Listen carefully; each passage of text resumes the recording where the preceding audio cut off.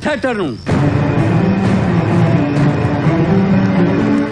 सवेर दी अजाना तक ये चलता रहिंदा है। खबरदार होए जे किसी ने अग लाने की कोशिश की थी। तू कौन है?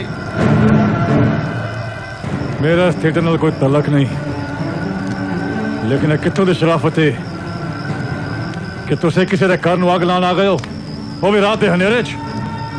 ये घर नहीं, ये अयाशी दा अड्डा है। साड़ दे ओए, ये कंजर खाना।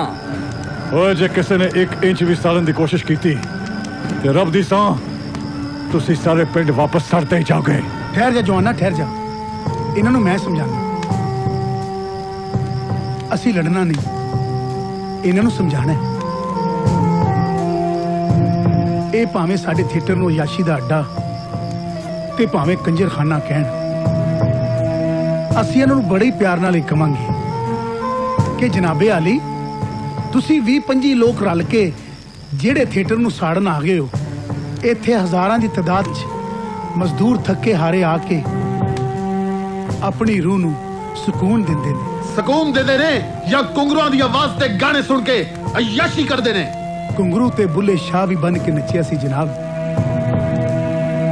राग ते शाह हुसैन ने भी अपनी काफी नूं दित्ते सी।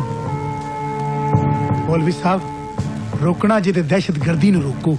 साडे वर्गे अमन पसंद फनकारां नूं मार के तुहानूं की मिल जाना है जनाब? नाले जनाब ए वेखो, मेरे को थिएटर चलाने दा लाइसेंस है, इजाजतनामा। मैनू रोकना जे मेरा थिएटर भी इत्थों चुकना जे ते मैनू अदालत च बुलाओ। इस तरह नहीं जनाब। ए बिल्कुल ठीक कहंदे ने मौलवी साहब। खबरदार जे किसी ने तुहाडे जो कानून नूं हत्थ च लिया। नंबरदार साहब, ले जाओ इन्होंने इत्थों।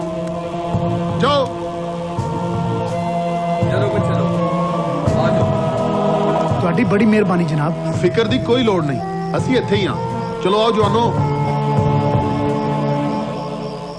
अच्छा जी, रब रखा। ठहर जा जवाना, सानू अपना शुक्रिया ते अदा कर लैंदे। कौन है तू? इस पिंड दा ते नहीं रहने वाला लगदा। अजी परदेसी हाँ। किथे जाना ही? मंजिल केड़ी है तेरी? अजी आजकल ते जिथे रात पै जाए वही मंजिल है जी। जे वेल है ते साडे नाल आ जा। बहादुर ते प्यार करने वाले नाल असी भी बड़ा प्यार करने आ। मेहरबानी जनाब। ओ मुंडियो, हाँ जी, कुछ खान पकान दा बंदोबस्त करो। जी सालन ते मुक गया बुढ़ा कुकड़।